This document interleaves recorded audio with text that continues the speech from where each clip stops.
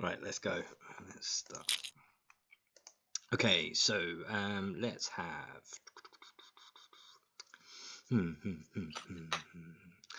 Jirak. Okay. So last session started off. We had just dispatched of the wyverns, if I remember correctly. We were on our way back from the forest, having collected our bits and bobs. On the way back, we saw encountered firsthand a couple of really big bear traps. Unfortunately, Jarek was on the receiving end of one of them, which doesn't feel good. Kega still hadn't returned by this point. Should add that in. And we saw some big bears. Couldn't tell. Like, they clearly were acting like bears. Couldn't tell if they were like magically enlarged, or they just like a particular strain of big bears. But we made a note of where they lived, so we can investigate that further later. Arrived back in the city. Had a very one-sided Yo Mama insult competition with the guard at the gate. Now we may or may not be being. Oh no! Was that what? I can't remember. If it was that got us being watched by the class, or the following thing, which was we saw the two guys impersonating the dwarves we rode in, Fargrim and Obi, or Obi. We tried to shake the money out of them. Didn't budge. We told them and their boss where to stuff it. And also, we would like our money, please and thank you. Then delivered the wyvern tails. That's all good. Organised to meet, I believe, at lunchtime. No, just before lunchtime. What I think amounts to is still tomorrow. With the girl from the universe or from the Cobalt Soul, so we can try and, get her off on the right foot to chat with the guy from the magic shop, so we can get a good price.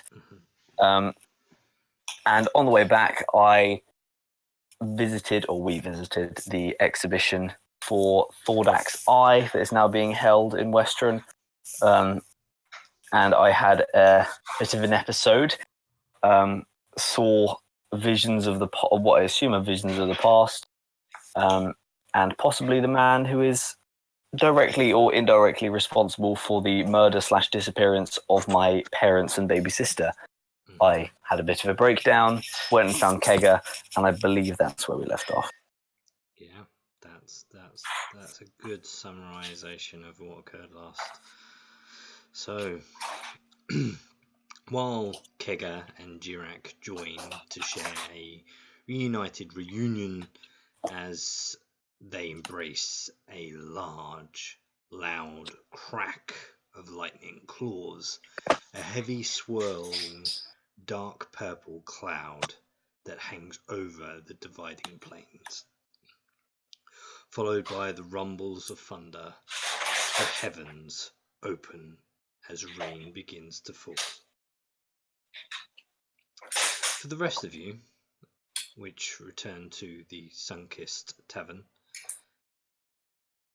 is there anything you wish to do before you prepare to sleep? Yes.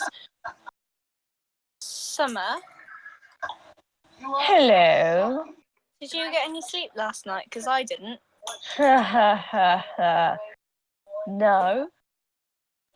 Another thing that I'm watching with you is she likes to What are we going to do about this? Because we can't keep going on without sleep because it is draining. It's just high-pitched noise all the time. I've got tinnitus and it's just not fun.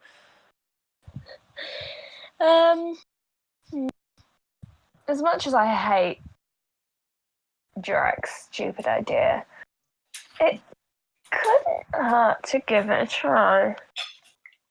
Which one? I had very many. Give what a try.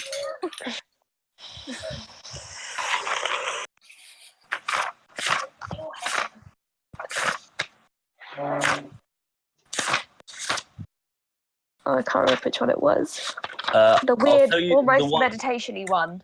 the ones I have. Solutions to weird ghost problem. Find a new god to replace Torak. Kill Torak. Have a cleric heal it out. Have Summer and Lana bedraggle themselves to convince Torak that they're not worth possessing. A ring of mind shielding or something. And then an ayahuasca spirit journey. I mean, why don't we just beat the shit out of each other and then go to bed? Oh yeah, that's a great idea. It's not like he's been beaten to shit by the wyverns and he's still annoying us. It's fine. I think we can rule that one out. You've had the shit kicked out of you and it didn't get much better. Yeah, good point. I would just like to That's point what out that happens. Jirak would still be on the outside of the wall with Kega. Oh, that's just me out of character being in, but Right. So we're left with what I've called D&D Pope in my notes. Really good. So what are we doing? Because I can't. I need sleep. I'm grumpy anyway. You don't want this.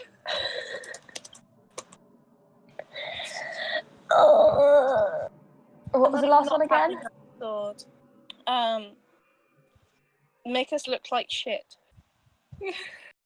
or the ayahuasca spirit journey. Yeah, Clarence goes to ayahuasca. Is that the one that takes forever? Uh, The whole thing. That depends. It's tell you what, Jirak returns to the tavern, red-eyed and with Kega in tow. He's always looking over his shoulder to make sure that she is actually still following him. And he hears what you're talking about and goes, well, the thing with spirit journeys is you take your little, let's call it medication, and then it's sort of if there's a lot to purge out of you or it's a big thing that needs to be discovered, then it can take a while. But sometimes my dad would just like take a swig, his eyes would roll back in his head and he'd just like for like an hour or so and then he'd be fine. But sometimes he'd be gone for like a couple of days. Just wander off into the woods. Right. Huh.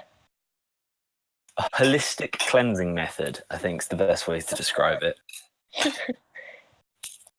I can't believe I'm considering this. To be quite honest, neither can I. Well, anything short of talking to the bloody crawling king himself, we may as well go and try it. I mean, it can't hurt. Oh, it can.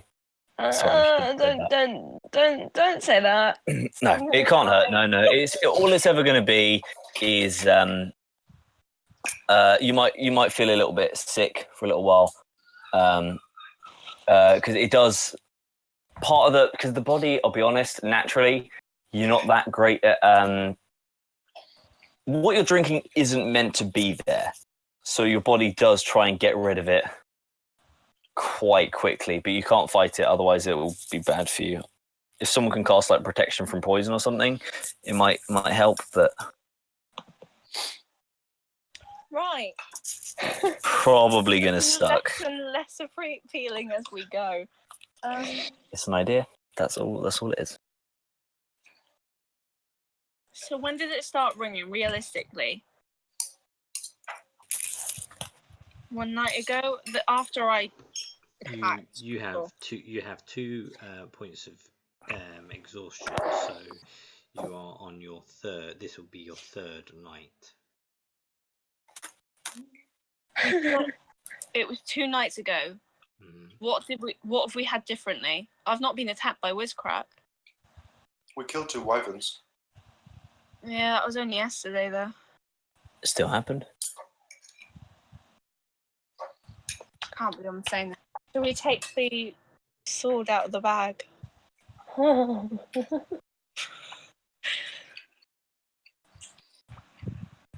Here's an idea. Why don't I get a room across the other side of the inn? I'll leave the sword with you, and I can sleep in a different room, and maybe it won't attack me. That's not a bad idea. It's worth a shot, isn't it? And I'll be honest, it's better than some of my ideas. I'll take one of the messaging stones. That could work. Because the only thing that's changed is we kept that sword in the bag.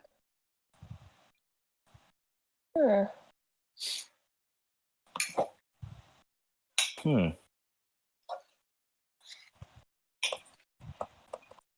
And if I can't touch the sword, I can't attack any of them. So it's fine.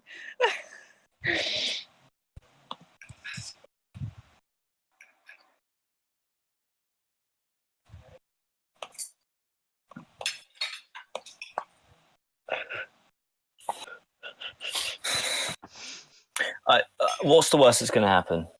We will die. No. Let's be honest, right? Lana, when she picks up the sword, we've seen she is just as capable as she is without being possessed. And I'm not being funny, Not at all. but I could take Lana if she's using a sword. Yeah. To be fair. Wheatley, I think the word is. So are you suggesting that we kill Lana? No. You seem a bit eager to She stabbed do me, that. so she stabbed me, so I apologised and healed you. Honestly, children are so ungrateful these days. You try and kill them once. For fuck's sake. Right.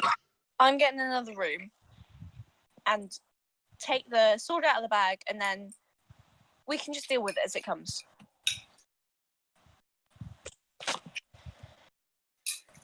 Okay. Sure. You go downstairs, Goplana, you speak to all of who does specify that it is available for you to stay in a spare room as they're down season. So, and because he already made prior arrangements where he was going to give you a few nights stay for nothing, this will be included in that, as there's no one in the room anyway. Oh, that's really sweet, and I don't have to spend anything. Wonderful. Fantastic. Cool. That's me done. So, Jirak, you take the sword out of the bag, correct? With the like, was it a rug or something? Oh no, it was my bedroll. Wrapped in a bedroll. That's fine. Yeah. Okay, good to know. Making sure not to make direct contact with it. Anything else from anyone else before they sleep? Cat training. Cat Always. training. Okay. Always. So, Eben being slightly bigger now. Where is my...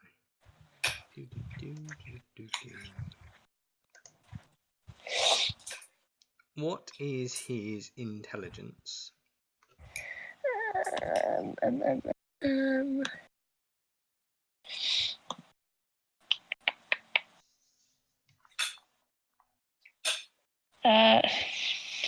Three?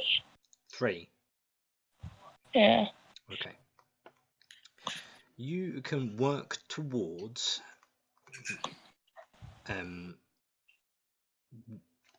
potentially in the end you will have 3 tricks that your animal is capable of doing. Okay. But you can work towards one at a time. Okay. It will take a few attempts to become compatible, but eventually Eben will be able to do a particular thing. So you do have a list of tricks that you can work towards. You have the list will follow. So you have come and heal. One that's currently on a breaker for you that you're not able to train in is attack. You have fetch. A second that you are currently not able to train in is ride. You have perform, find, enlighten. Another that you are unable to train in currently is work. Another you are currently unable to train in is help. Talent. A further one you're unable to train in. These last two are unable for his current level. Is deliver and hunt. So Okay. I will allow you to see those as a shared thing now. So you're able to see those within your journal inventories. And you're able to do one at a time, but there are a certain amount of training that each one is required. Oh. So which one would you like to attempt to train Eben in first? I'll go classic Common Hill first. Okay. How would you like to portray this? How are you training Eben to come and to heal? Well, since he ate all his treats, Mhm. an arsehole, Mhm. and I haven't got any more, Mhm. it's just going to be, I'll just use regular food rations. Okay. So you're breaking off bits of your food. Yeah. Okay, cool. So go ahead and roll your animal handling. Currently you have 2 points of exhaustion, so that should mean a disadvantage, I think. Yeah. But you have advantage, so it is a regular roll for you. Oh, lovely.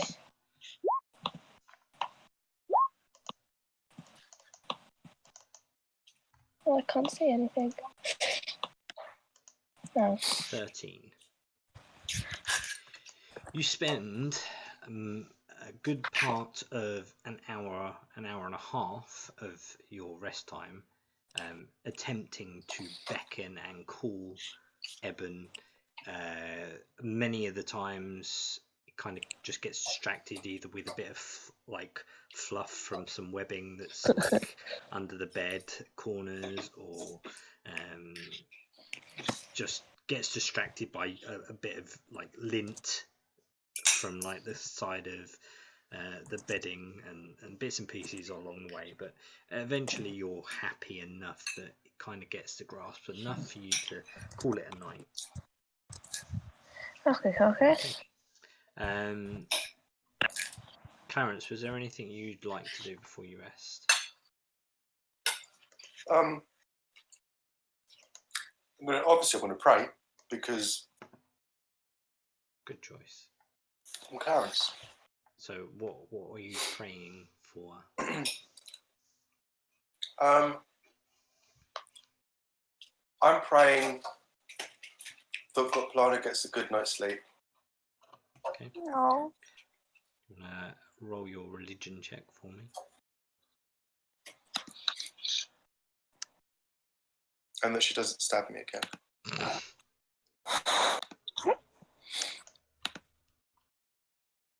Okay, good to know. And finally, Jirak, is there anything you'd like to do before you sleep? Not just yet, no. Okay, good to know. Well, as the rain beats down at the window and the storm rumbles in the distance, it doesn't appear to be easing off, but the rhythmic beating and rumbles send you into a deep sleep.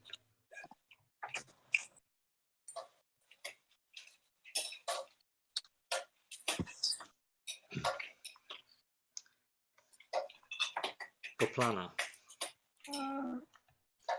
the ringing, and for you, Summer, the ringing in your ear is still present, but not as dominant as it usually is. And it's You would both hear this at the same time. It's almost like a radio call, or like a conference call as such, and you can hear both of this within your minds. Very, very disappointing. There I was, thinking he was capable of taking care of a simple task. Look for the sword, Kaplana. Don't stop her, Sama. You are now both sisters in my army of torture.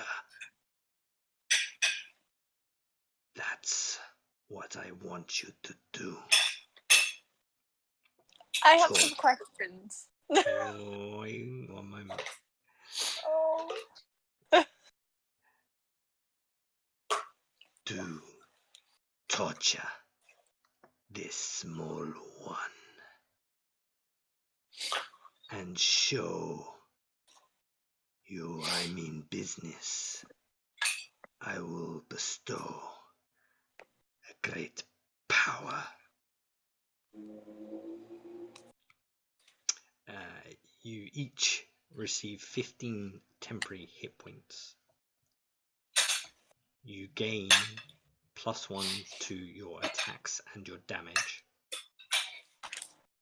And the voice continues as you feel this power, this warmth of energy, but like a sense of darkness to it.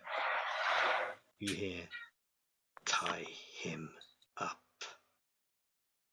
Tell him you love him while you peel the nails off his fingers. That's fucking dark, bro. Tell him you care while you scalp his head. Tell him you'll never leave while you gouge out his heart. And the This is how ringing, people get to BDSM. the ringing begins to slowly fade, and you hear, "Don't fail me, girls. You will pay the price."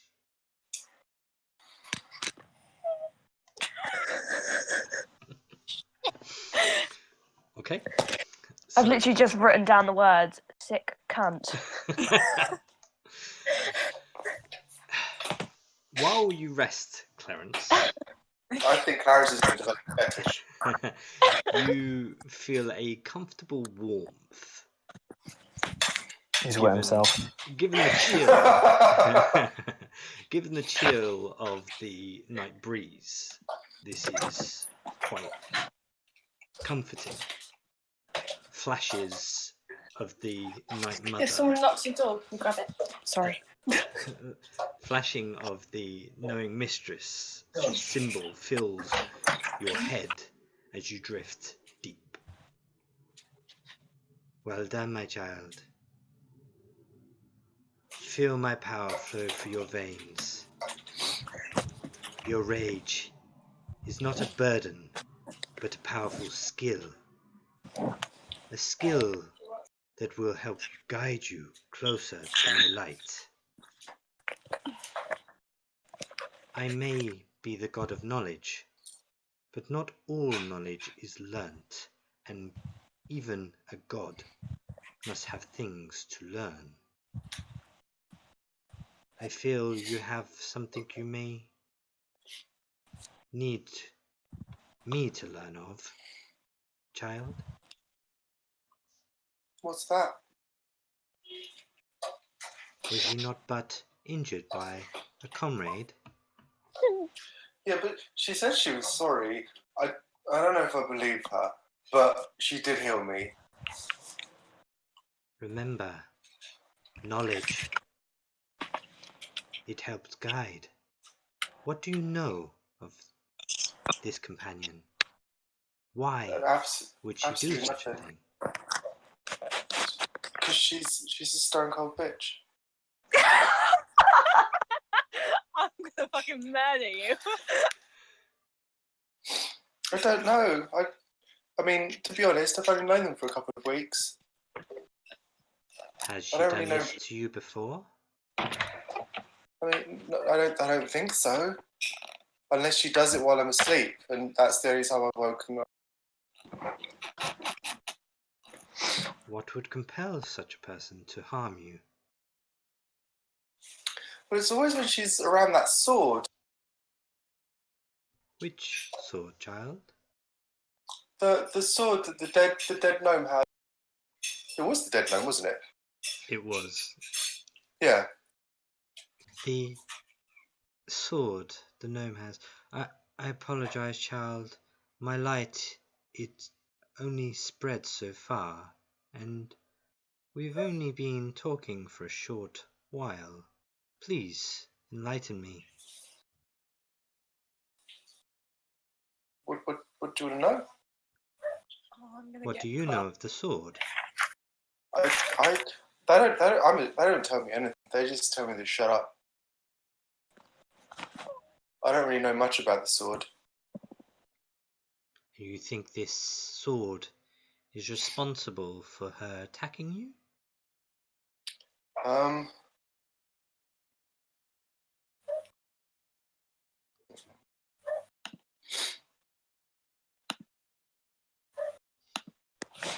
One second. No. It may be best to perhaps either learn more about this sword. It may perhaps be cursed, or may have an evil within it. Or Oh. perhaps maybe things are best left where they were found. Perhaps returning it may help. Do you think? Is that? Do you Without take it back to the dead gnome? But the dead gnome, he's buried, so we'd have to dig him up. what killed this gnome you speak of?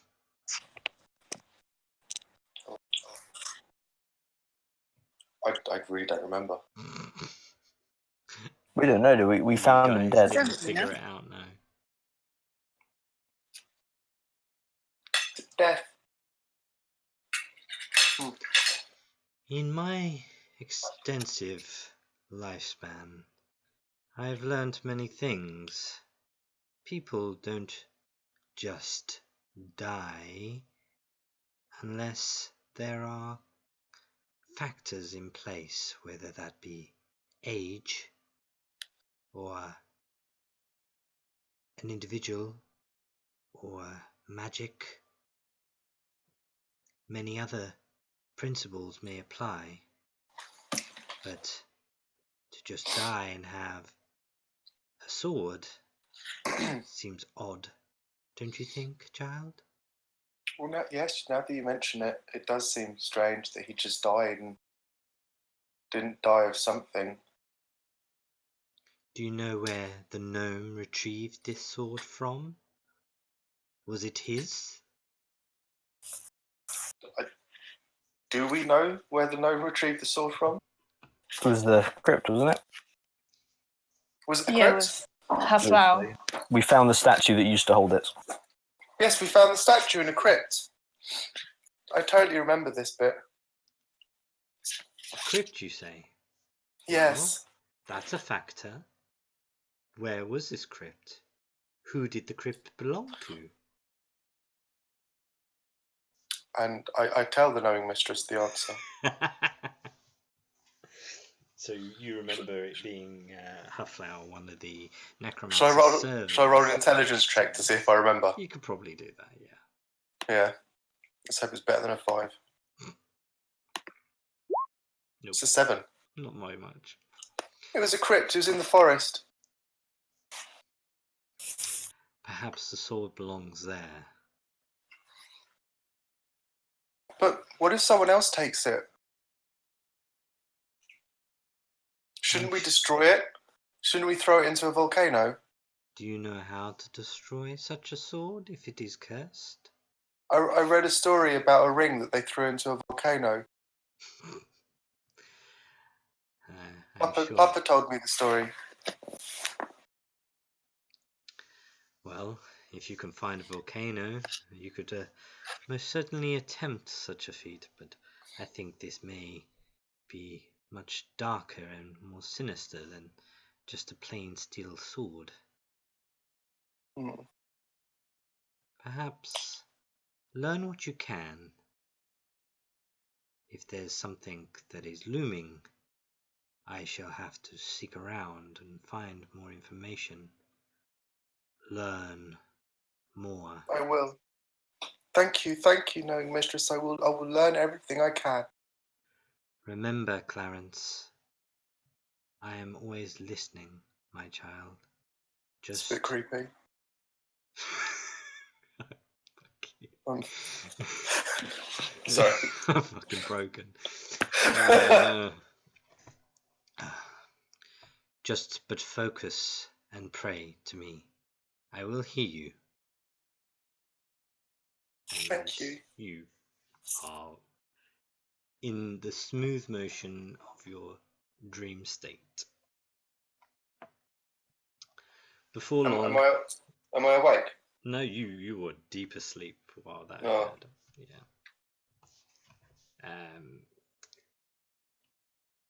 Before long, your room very dark by this point. And Jirak, go ahead and make a perception roll for me, please. Oh dear. Oh, I just realised I'm sick. I just closed my roll 20. Give me a minute. It's helpful. See if I know it's a +6. I'll just do it here. Yeah. 13. Okay. In that case, Goplana, Oh. you feel a strange overcoming, like you're being watched in a room, and with the restless night, even though you've barely slept until the ringing diminished, you sense something watching you, and as you sit up and look towards your door, you see a crawling dark shadow crawling from underneath your door from the light beyond. And as the crawl grows, you are witnessed to the shadow of Wizcrack. Oh, motherfucker. Right.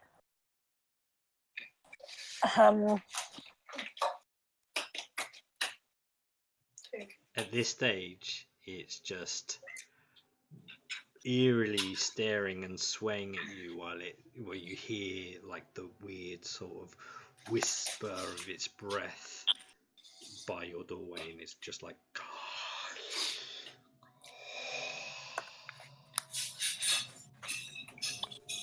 Right. I'm assuming you want me to go that way? I mean, it's reaching out at you. It's not approaching you, but it's kind of reaching out at you. Remind me to get a shield. I'm gonna stay there for the moment and produce flame just quickly, just so it's in my hand ready. Because I know you can burn someone with it. So. Sure. I mean, how long do you want to do that for? 5 minutes and see what happens. It stands at your door, creepily whispering like its breath, grasping and reaching out at you. It's almost like it's gone as far as it can and it can't quite reach you. I'm gonna flip it off, turn over, and go back to bed. Okay.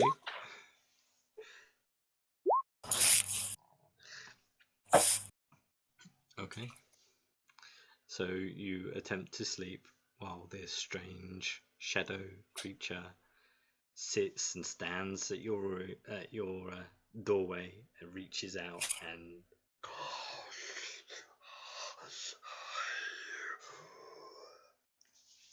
for hours while you attempt to sleep. Go ahead and what's a good one to roll for trying to sleep? I think I should watch this video given the conversation.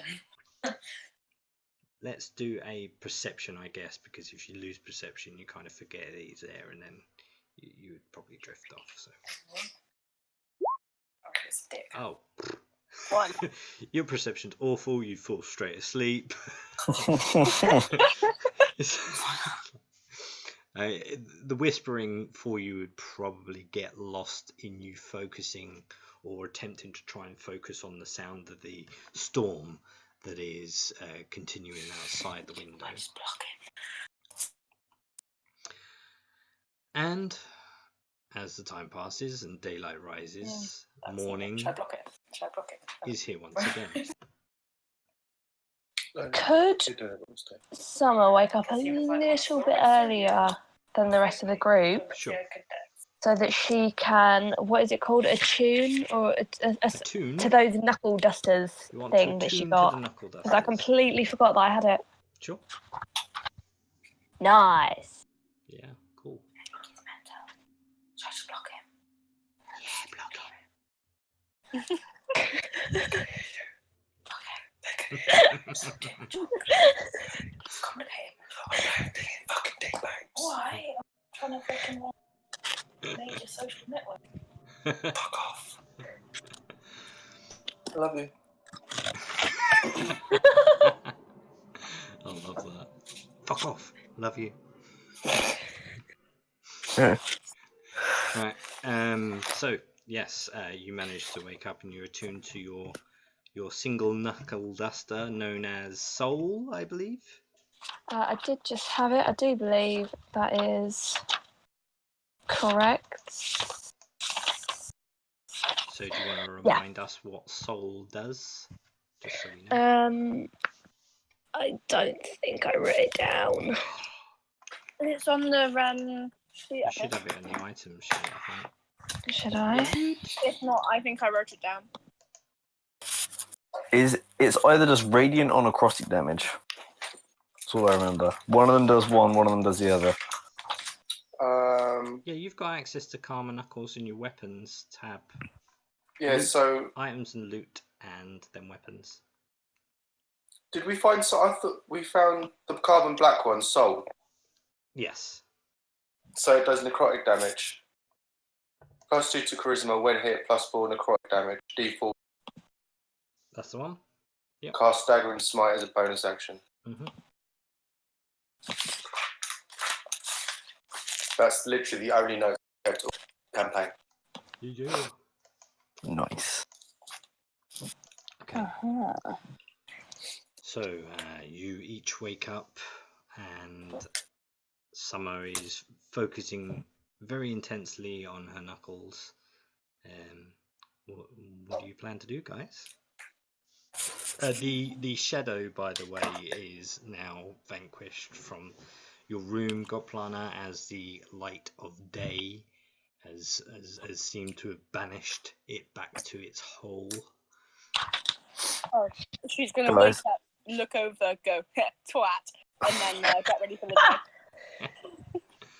day. I found a solution to the sword problem.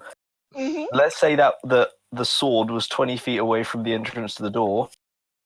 We just put it 20 feet underground. The only place it can shop is inside dirt. Problem solved. I kind of feel like never come back to bite us. I kind of feel like I have a really good idea of what we should do with the sword. I just can't quite remember it. I feel like someone told me we should do something. But no, it's gone.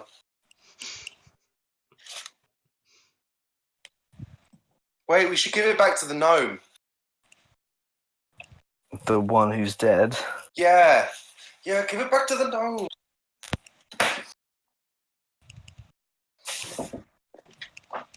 That's what the knowing mistress said. She said we've got to give it back to the dead gnome. Are you sure that's what she said? Yup, Just 100%. clip in, or does it have to go inside? Yeah. No, we don't want to be in this place for much longer. We may as well get it done. And we can always try.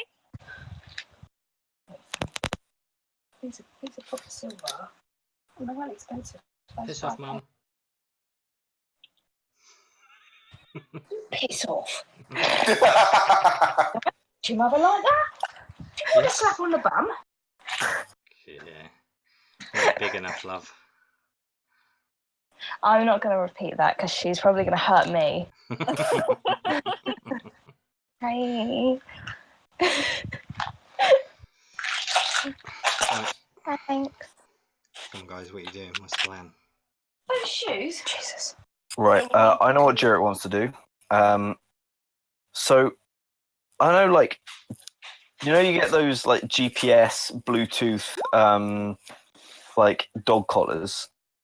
Yeah. So, if your dog runs away, you can, like, track them down on the map or whatever. Yep. I would like to make a rudimentary version of that using, like, basically going to make Kega a collar with a very unique, like, little charm or little bracelet or something on it. That way I can maybe in future cast locate object and figure out where she is, because I didn't like not knowing where Kega was. So what material do you currently have that you could... Well, that is what I was going to ask you. Where would be the best place to go to get something to make like a basically like a collar or a charm, but like an earring or something? There are places in the market ward that would absolutely cater for something like that. Yeah, like basically a massive dog collar. Yeah, I think better off just like a massive dog collar, one that's not going to get like snapped every time we get in a fight. And nothing too like big either, because I don't think Kega would like having like a big fuck off spiky, you know, black leather, chrome plated nails poking out of it. Don't think you should be up for that. But yeah, something just along those lines, and then I will study the item in question. That way, in the future, I can cast like a locate object on it. Yeah, no worries. So, you actively walking or heading to the market ward then? Yes, I will be at the very least. I assume it's somewhere near the Gilmore's branch that we'll be heading to anyway. Yeah, it's all in the same sort of area. Lovely. Okay, Clarence, you what's your plans? Or what's the group plan? Is everyone else going with Jirak, or you going off in different avenues? What's the deal? I'll go to where I can buy more cat treats. Probably the market ward again. Oui. Lana's going to stick with the group, because if we get everything done today, then she can get out of this shithole of a city. Yeah, no worries. Clarence, for you?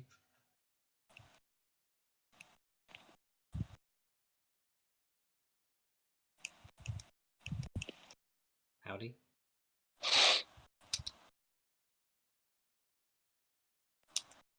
Have we lost Clarence? It sounds like it. Hello? Disconnect, reconnect. Clarence, can you hear me? Clarence, are you there? I can't hear you anymore. I think maybe come back to Clarence. Without you there. or you might be spending the next 20 minutes reciting the Lovely summers are frozen. Okay. Oh, we'll speculate that he follows everyone else. So okay.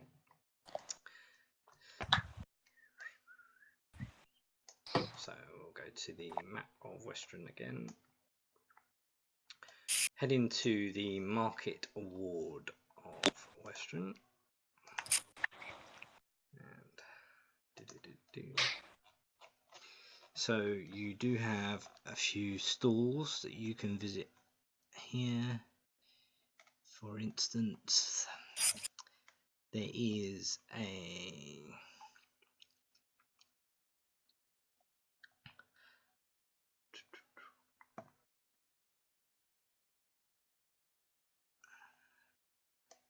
cross there. So you do have Gilmore's Glamorous Goods. You have a General's Goods Store, and the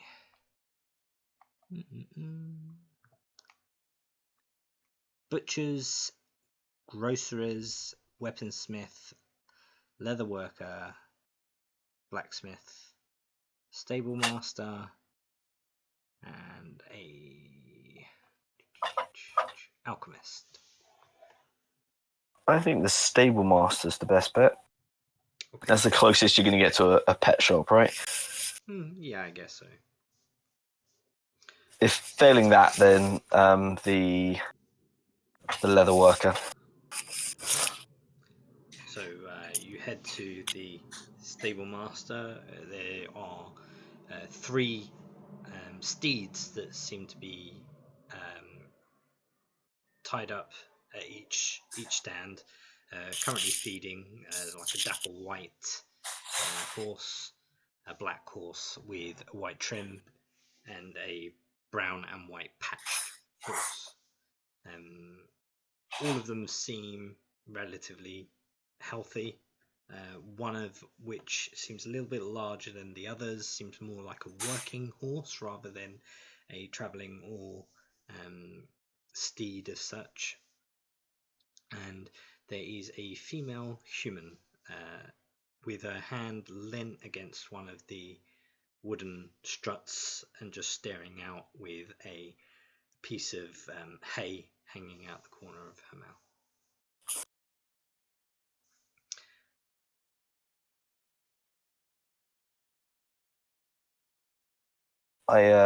I approach. I tell Kega to like go around the corner and like hide, like a bit out of sight from the horses because the horses will freak if they see her. I say, hail and well met. Are you the person to talk to? I'm looking for a big collar. Right. What kind of collar are you after? I make like the size of Kega's neck with my hands, like this big. And it's at this point when she looks at Kega, or like her head tilts to look at Kega. She's still looking at you with one of her eyes. It's all very confusing. The one like you get the picture. This is Kega, and I push her forward and make sure the horses don't get scared. Just a collar to, just so she doesn't get mixed in with the regular mountain lions, shall we say? Right. I have a collar that be able to fit her on like us. I can cut it off. Say again, sorry. I have a collar that fit in the horse and I can cut it off. Is it lightweight and comfortable? I ain't had no complaints. So I'll see what Kega feels like. She kind of like goes to the back, and you see her like hoist like all these like horse straps and stuff, and she just like pulls out this really horrid, rigid-looking blade and like starts like slicing the Don't leather slice it off. yet. I don't know if I want it. Oh dear. and she's like just looks back at you, and he's like, one eye is still looking at you and one eye is like looking at Kega. Her jaws when she turns around, aside. when she turns around, can I see if there's like a hoof imprint in the back of her head? Maybe a childhood injury. You could try, I guess.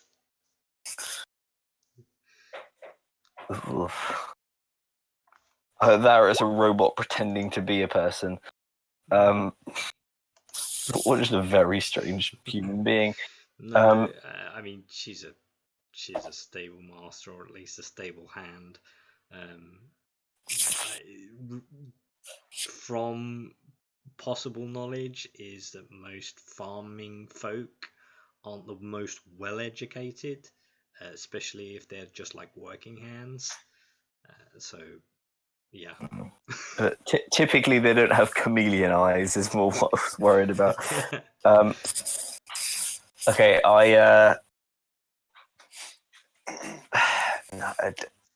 she's still okay, like right. pinning like this piece of leather strap that she's cut, and he's like gouging a hole to try and make holes for like almost like a belt strap looking collar. Okay. Well, Kega, we're gonna try it on. If you don't like it, we're not gonna get it. But we need something to make sure I know where you are, even if it's just a bit of rope with not a bell. You and I having a bell on it, something on it. And I wait till she presents the. She turns around leather as you're belt. talking to Kega and is like, it ain't right to talk to animals. They think people will start thinking you're crazy. Yeah. And she holds out like this like really floppy like piece of brown leather that has like a catch like belt loop on one side and then several holes on the other. And even though the blade is horrid as fuck, her handiwork is actually pretty decent. It's not like noteworthy, but it's definitely a functional looking collar. It's not the worst thing I've ever seen in the world, basically. No. I mean, she's carved the edges slightly off, so it's not like rigid and fraying. So she's done an all right job, given the fact. She just like looks at you. She licks her top lip and is just like, "There be 5 copper." I mean, 5 coppers. Yeah, sure. I give her 5 copper, and then I try and like get it on Kega, I guess.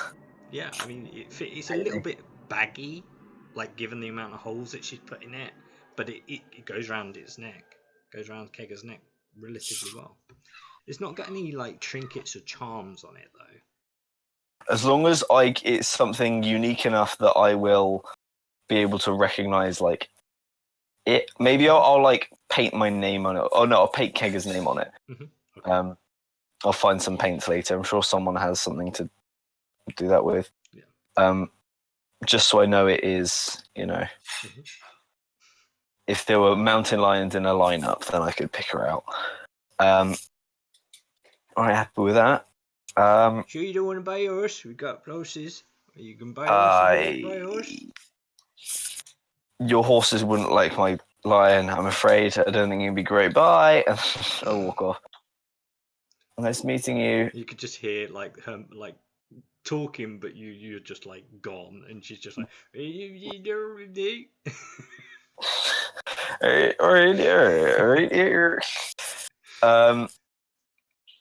Wow. God, I hate Cornwall. Let's. I return to the group and say, right, that's objective number 1 complete. We've got a while till Gurley meets us at Gilmore's, I think, but. Is it Summer, you're looking for a food stall, aren't you? So you have anywhere that's going to sell cat treats. You have the butchers or the grocers, or you may find something at the general goods. It's completely up to you. Sure, I'll try the butchers. Sure. So the butchers.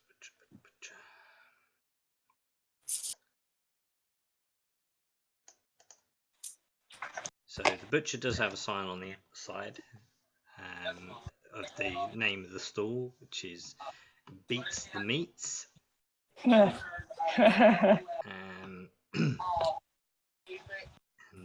there's a half-orc owner that seems to be within, currently cutting up today's produce of meats.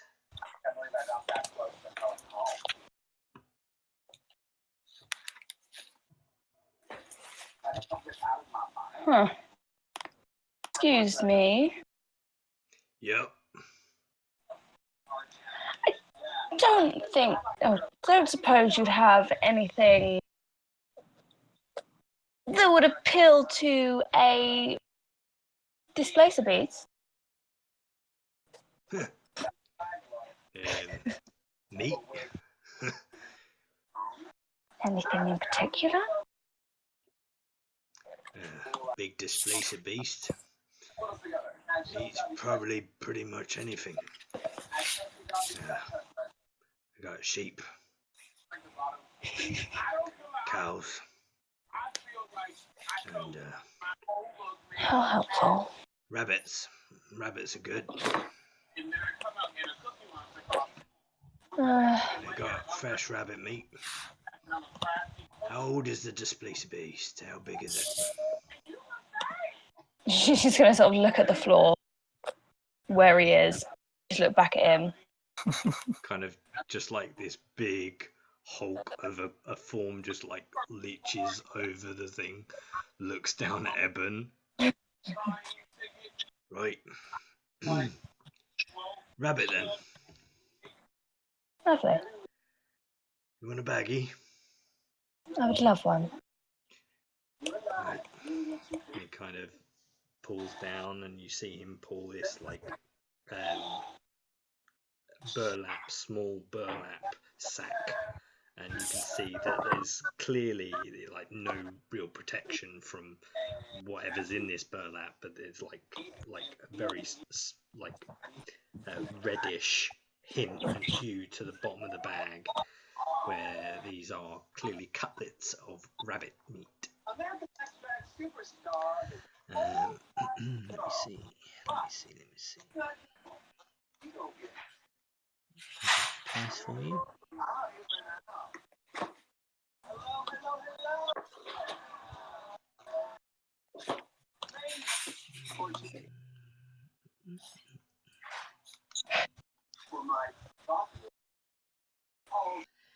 It's 5 silver. Brilliant.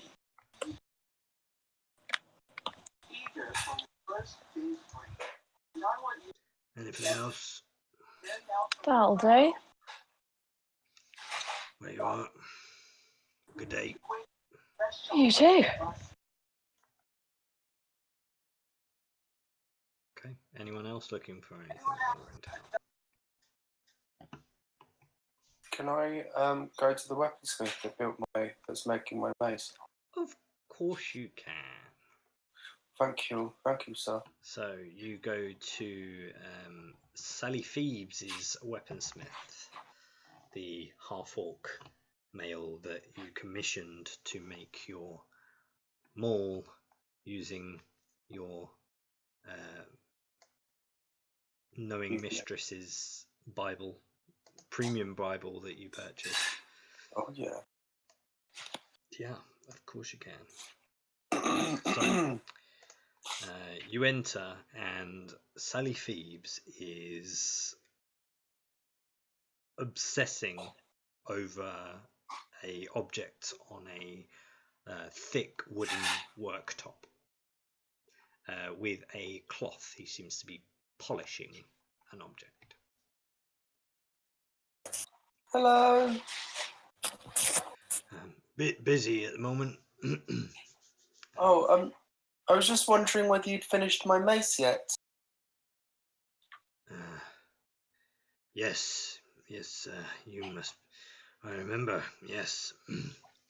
Sorry, I've been occupied with this, but and you can see like there's like this weird, like disheartened, like sensation that's overcoming his demeanor, and he lifts this object from this table and he passes it over and lowers it to you, so you can see this maul with a heavy white polished iron head, which encases the ivory Bible, which has a mark of the knowing mistress on both sides of its face, adjoined by a long, thick, obsidian-like shaft and grip. There are several pointed rivets that mark the holding points of the pummel. And, Can I? Mm-hmm. Do you have anywhere I can try it out? There's a test dummy on the outside. And you've walked past it as you came in. There would have been a wooden, like large wooden, heavy set training dummy or test dummy. Okay. So I will allow you to see this sheet. Hold on. How big is the maul compared to me? Pretty big. I mean, like the Bible itself is probably the size of, like, it's bigger than your head easily. Okay, good. I want this to be like properly oversized. So I want this to be a real maul. Yeah, much like the image that is in the group picture is what the closest I could depict what your maul would look like.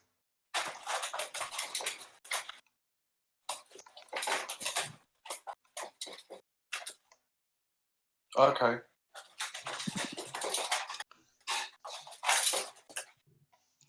But it's still like a proper stated maul, so it's heavy, two-handed. Yep. I'm rolling at disadvantage. So Sally comes with you to the training dummy, and he actually gives you, now passes over the maul, and he says, "Some of my best work, I think." Well, it's surely beautiful. I do appreciate it. It looks exactly how I wanted it. Thank you. Well, I call it the Testament of Ayun. Oh, I like that. I shall call it that too. That is its name. And he passes it to you. And I'm going to try and smash the statue dummy. So if you'd like to refer to the now visible template handout that I've just issued for you to view, where is it? It would appear. It would appear that after being commissioned with making the maul for you, Clarence, Sally Phoebes started working the following day on the maul and became obsessed with it. So much so that he hasn't worked on anything else. This is a +1 maul. The craftsmanship is exquisite, as described. And as you hold it, you have a sense of a warmth, a magical energy. An energy with the warmth similar to what you're greeted with the nights that the knowing mistress comes to visit. This has some minor but yet very handy magical properties that you can sense from holding it instantly. You can cast Locate Object once per day. You can use your action to pray to Ayun instead, and on your next attack you can add 1d6 radiant damage, and you can do that once per short rest. Okay. You're also given a key to open the maul, which holds the White Ivory Bible, which is contained within the head of the maul. And there are also 3 divots within each eye of the head on one side of the maul's head that seem capable of holding small gems if required.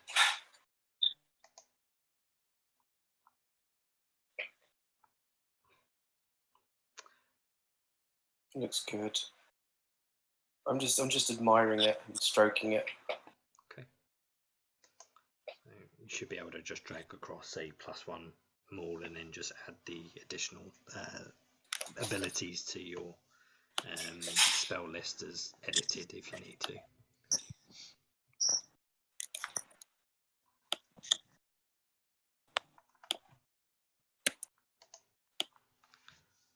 you want to give it a swing? Okay. Yeah. I'm recklessly attacking the dummy. Sure thing. Okay. Yeah, go ahead and roll the damage.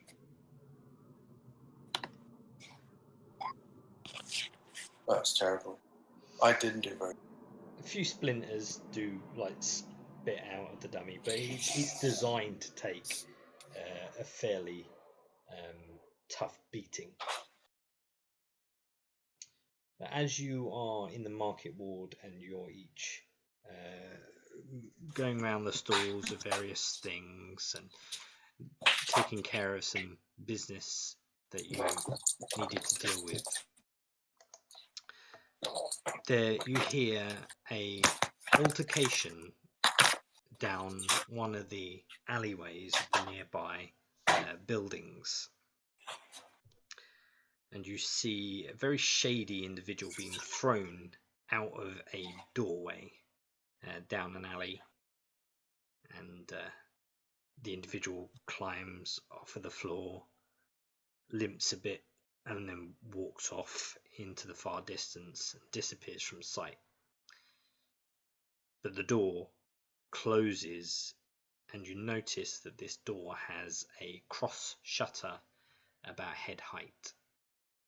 And before it does close, you hear many voices like of excitement and cheers going on with inside.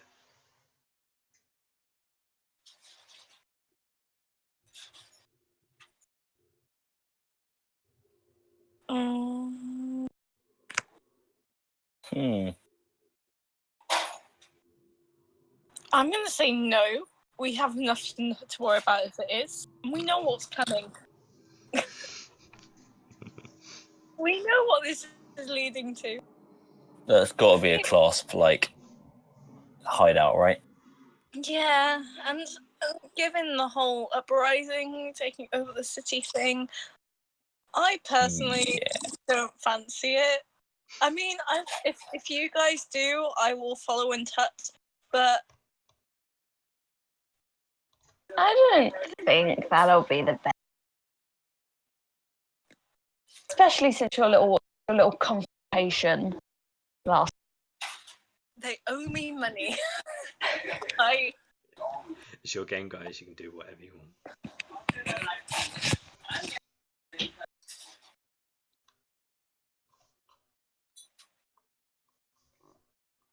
I mean, I could give these knuckle dusters a try.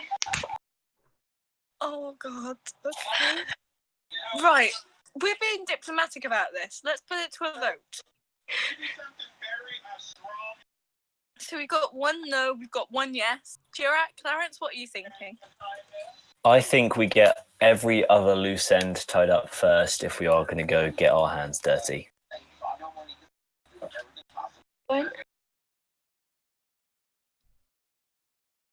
Clarence?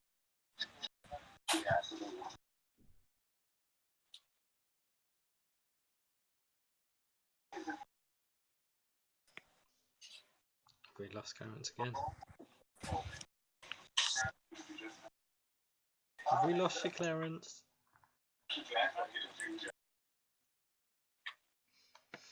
Oh no.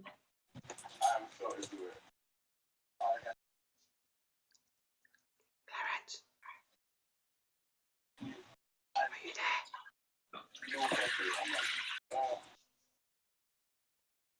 I'm getting feedback from his mic, so I'm surprised we can't hear him.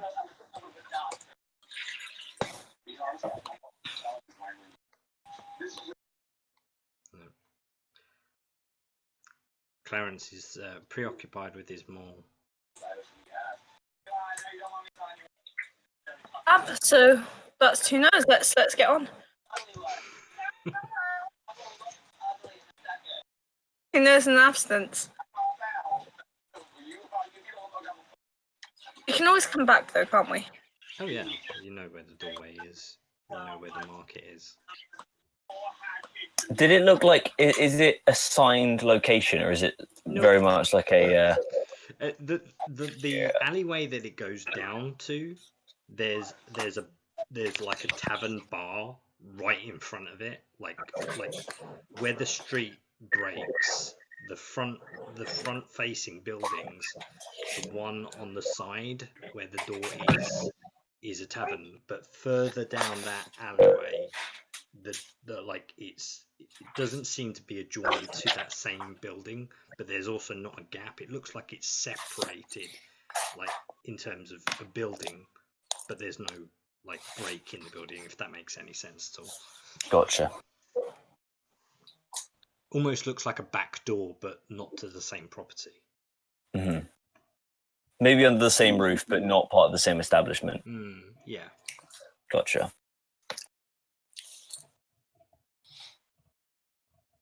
I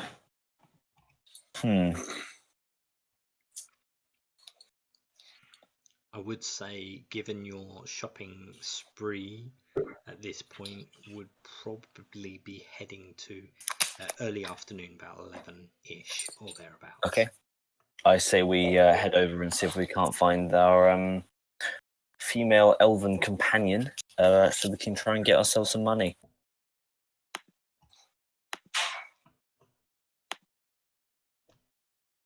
That sounds bad looking back on it. But we're gonna do it anyway. Yes, let's head to Gilmore's. Okay. Yeah.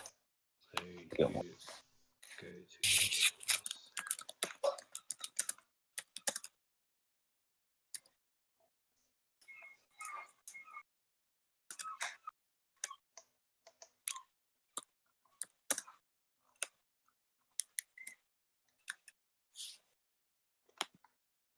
Nice one.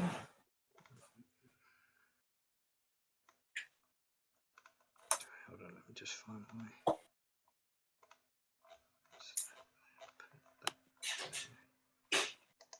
think I put that down here.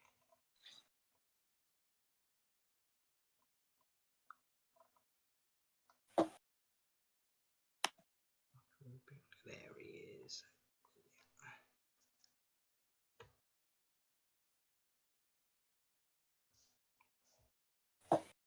Okay. As you approach Gilmore's Glorious Goods and you enter the stall, you're greeted with a very charismatic individual at the front. Many of you have witnessed this before. He says, "Welcome to Gilmore's Glorious Goods. How may I help you? If you look to your left, you have some vials of very powerful magical potions, and to your right, we have some items that have been found from glorious locations around Tal'Dorei." And then he repeats, like, again and again and again within, like, the whole sort of minute that you're there. He probably repeats it about 4 times. It's clearly, like, either a very strange individual or he's not there. I walk through the hologram.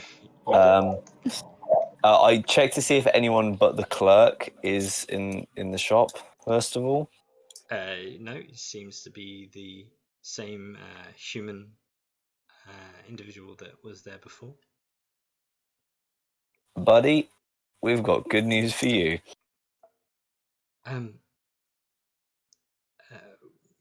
Sorry, who are you? We've met. Me. Ed. Yeah. Yes, it all comes flooding back to me now. Yes. Have you had any luck? I haven't seen her in a few days. You say good news? What's the good news? From the Cobalt Soul. Right. If everything has gone to plan, she should be, at the very least, on her way here as we speak. You're kidding, right? I'm not prepared. And he kind of like starts now flustering, and you can actually see. Mate, hear me out. It's better to be unprepared, because otherwise you'd be overprepared, and then it would be weird. Imagine if she walks in and you've got table for two, roses, candles. What's her first reaction going to be? Not, oh, that's so romantic. It's going to be,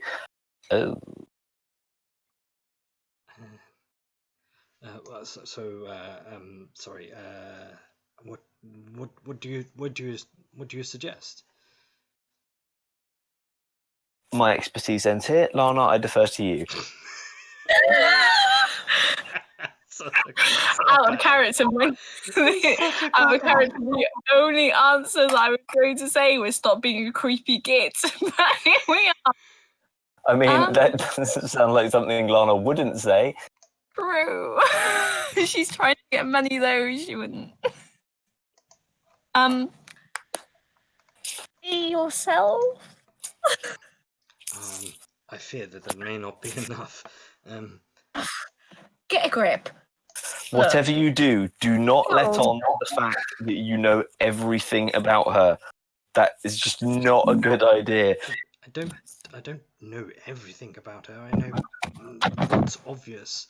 And she knows less about you than you know about her. You know her name, where she works, or studies at the very least. And, well, she doesn't even know your name, let alone what you look like. So, what is your name again? You didn't ask the first time. No. My name is Jules Swain. Jules Swain. So, you say Lefania's on her way? She should be. If she's not, then we might have to go on another quest. Not killing another wyvern. I mean, you spend a little time in the store waiting for her to show up. Doing so, the short time that you're there, you will come across a handful of items that are labelled on shelves for purchase, which I'll allow you to know. There is the Pearl of Power, which is 25,000 gold pieces. There is the Mask of Disguise, which is 1,800 gold pieces. There is the Brooch of Shielding, which is 1,500 gold pieces. And they are the main items that draw your attention. And before long, you hear the footsteps of an individual. And as you turn, you see a very old man, barely has any eyesight. He's like, excuse me, and he tugs at your coat gobliner. Excuse me. Yes, I'll have 4 croissants and a donut. What else do you have? Do you have anything of specials? I'm so sorry. I think you've got the wrong person. You should be talking to my friend Jules over here. kind of like plays around with his glasses a little bit, and they are like milk bottles, and it's like. Can Clarence roll insight on the? Go ahead. I mean. Okay. 4. Okay. It is a very old man. Clearly has barely any sight, and has decided to come into a store he believes to be the bakery. Oh, I can help you. What are you looking for? Sorry, is this the bakery? No, but I can take you to the bakery. Just point me in the right direction, please. Old age seems to get to you eventually, and we can't avoid it. You're a sprightly little one, aren't you?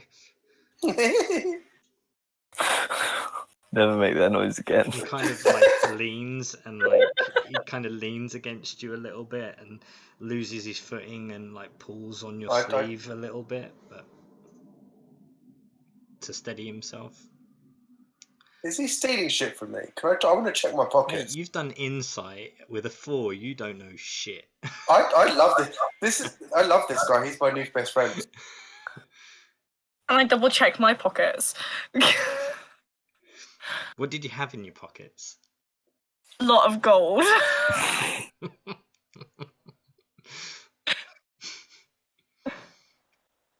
Judging by the prices of this place, I don't think it's going to be enough. Go ahead and roll a perception check for me, Goplana. He's only in there for a short period of time. 16. I mean, when was the last time you bought anything, Goplana? Well, I know exactly how much I've got in there. I've not bought anything. I have a fair amount of gold. And how much did you have in your pocket? Oh, you bastard! 485 gold, 49 silver, 9 copper. Okay. Well, you've probably lost about 20 gold. Right. Oh no! I'm getting this guy by the scruff of his He's going to die. You've just killed an old man, Nick. You don't know what you've done. You go to grab him, and your hand moves through his form a little bit, and he kind of looks at you, realizing you've gone to grab him, and he runs. And as he runs, his form drops around him. And you can see that he's wearing a blackened leather dress wear, and he clearly has the mark of the clasp as he's sprinting away from you. Do you give chase? I launched Kegger after him. Okay. I'm also I'm getting out the door and turning into a deer or something. Deer just comes bellowing out of Gilmore's glorious bits. Okay. I'm dashing.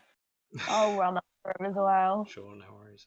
Go ahead for me, Goplana, and roll me a dexterity check, please.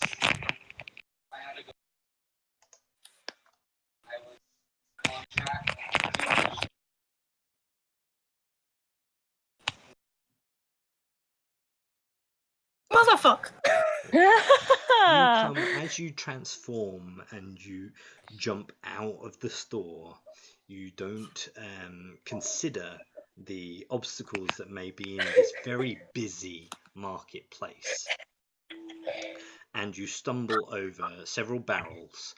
I need everyone else who's giving chase to make a dexterity check with disadvantage. Save with disadvantage. Is this against effects I can see? I don't know if this would be classed as an effect. So I have advantage on dex saving throws as long as I can see them. Okay, sure. Then you'd have a straight roll. Wait, let me roll that again. Just roll a regular one. Oh. Okay. Summer's the only one that made that save. Jesus. So, as Goplana tumbles into these barrels of goods, knocking them flying, both Clarence and Jirak, you trip and you do land prone. Summer, you give chase. Okay. So what's your movement speed? 45, is it not, or 55 now? I think so. I think it's 45. 45. Yeah, 45. Yeah. Okay. He has Action burst, action dash. You see him running, and you give chase. Even with your speed, he manages to keep pace at a distance. It takes you a little while, and you manage to very slightly, as he's maneuvering in and out of the crowds and over the objects. You probably gain about 10 feet, but he's still a little ways around you. And given your comrades are quite far behind by this point, probably may have lost track, but we'll get there. He looks back, sees you chasing, and pushes over like plants and other things that seem to be in this way, and other individuals. I need you to make a dexterity save, a straight save this time.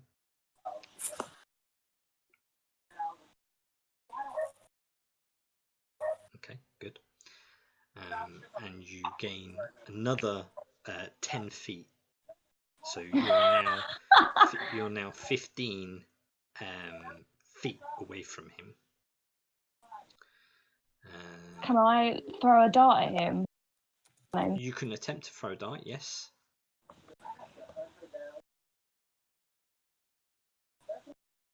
Okay, yep, that will hit. Okay.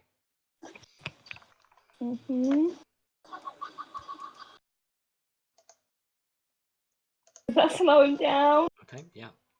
You are within melee range at this stage, but you're still both running. I am gonna running rugby ground. Okay. Go ahead and make a dexterity check. Sorry, hold on. Acrobatics check.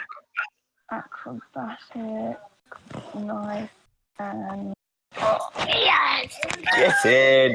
You tackle him to the floor. Are you trying to hold him there? Oh yeah. Okay. Go ahead and make a strength saving throw. A strength check against his strength saving throw. Oh no.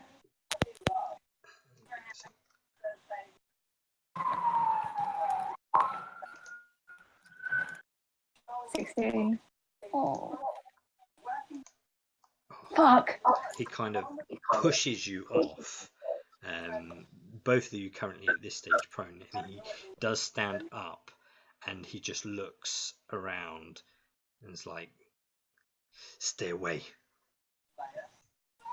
I'm gonna whack him in the kneecap with my. Go ahead and make your attack. Fuck. You swing with your quarterstaff, and he just jumps over, and you miss him. And he's going to make an attack against you.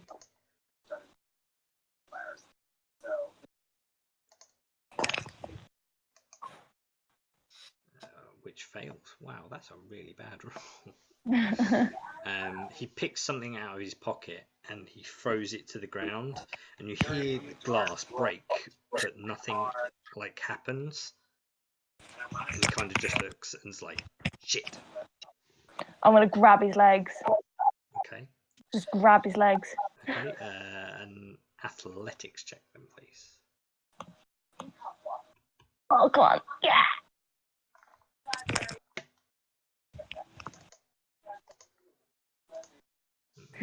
So you have him currently restrained. He, in turn, is going to attack you.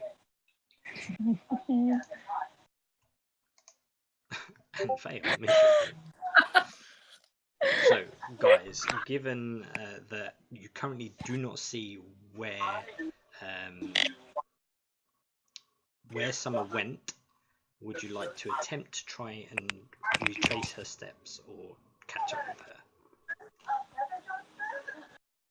Yes, I would. Okay. You'll have to do a perception check first of all. Not one so far. This can go well. Okay. So, you know the general direction that she went in, but you're not too sure, given the amount of alleyways that there are, exactly where. So, you can do a straight investigation roll to try and track her.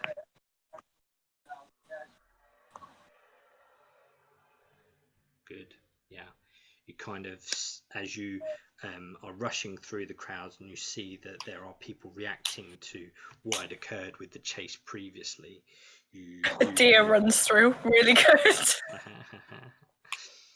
You don't catch up straight away, but you're there or thereabouts. Summer, you have this individual by the legs. Is there anything else you're doing? I want to bite him. Okay. Is that one of your unarmed attacks? Yeah. Tear out his Achilles tendon with your teeth. Get an artery.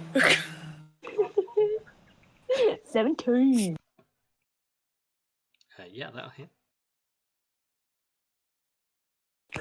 I want to see blood.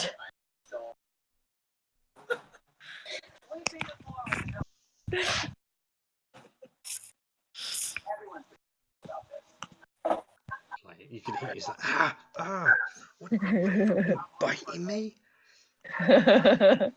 No.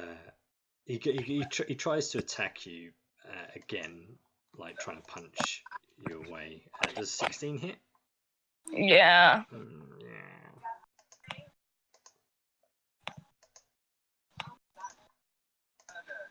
For 11 points of bludgeoning damage as he's punching you as you're trying to bite into him.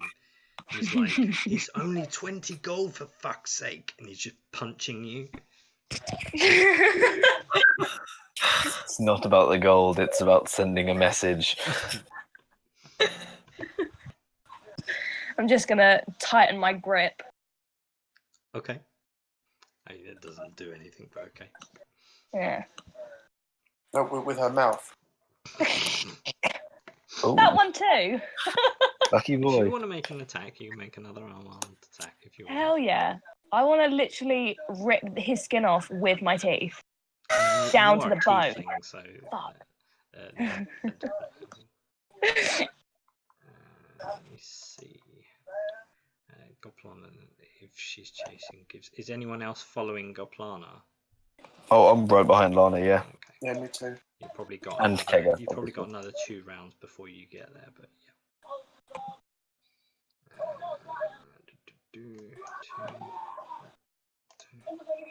He's going to attempt to kick loose and fail. Okay. And Summer, he's trying to like wriggle and like kick free. Doesn't quite get there. Oh. He's like, I want to stop use my knuckle biting me." duster. I'm going to punch him with a knuckle duster. What, okay. Just in the butt, because I'm guessing that's where I'm closest to. Well, you've got like around his legs. Yeah, I'm going to punch him in the butt. Where's this nat 20? He gets fisted. No lube. Fist comes out his mouth. I'm gonna shove my fist so far up your ass you can taste my fingernails. Oh, fuck no. Ooh. You're attacking a what? Yeah, where am I? So I just do it as an unarmed? No, What's it's a weapon attack, so you should have it. Did you not drag I it don't- into your thing? No, I don't know how to do that. I Do an unarmed attack for now, and then just what's the modifier to it? Oh fucking hell! You speak, and the devil will provide. Go ahead and Your roll your fist. damage. Your And fist then comes what out is his it? mouth. 1d4 as well of Success, did I not? Or was it just one necromancy. fail? This is... Okay. Oh, this is brilliant. Yeah. You punch the shit quite clearly out of him. He's not gonna So shit much on so me. that he does fall to the ground, but he's kind of like now trying to protect his ass. And he's like, what the fuck? Like, it's fucking gold. And he just grabs his pocket lining and tips it out, and he's like, it's not worth it. There's the gold back, please. Just fucking leave me alone. Oh, I'm not letting him go now. I'm having too much fun.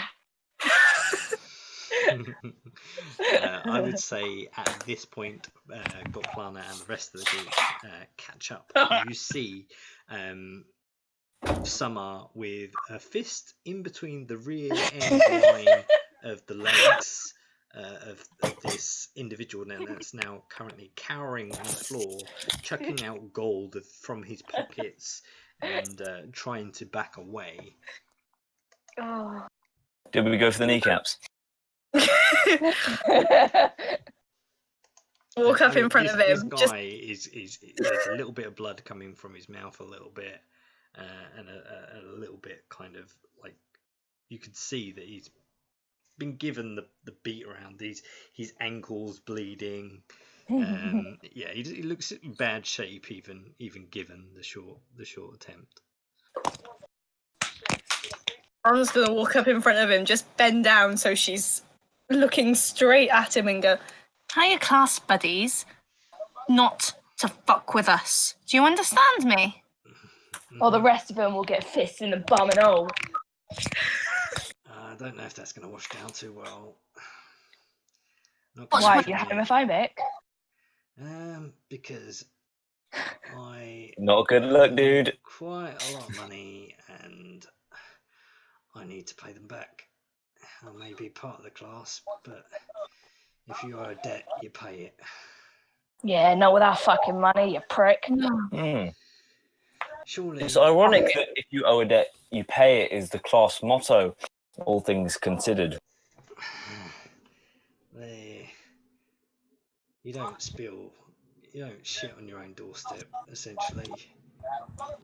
I needed a bit of coin to get by, and so I asked for a loan. Let's just say I'm not the best thief there is around. I know a few tricks, and I've got a bit of a bad reputation, so I'm not really in the good books.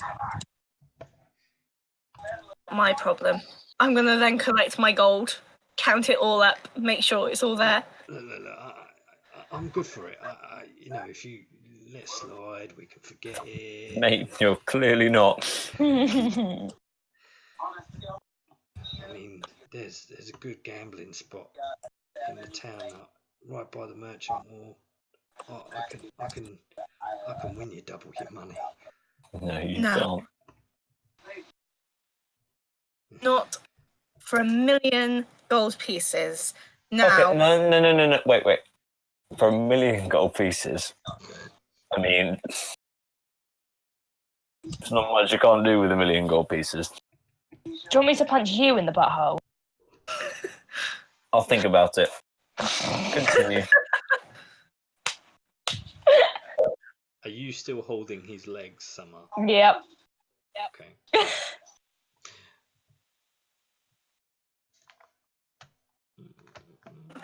Good luck. Fuck off. Walk off with my gold back in. Can you do an athletics check for me, please, Summer?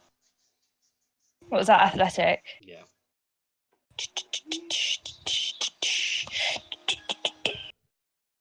Yeah.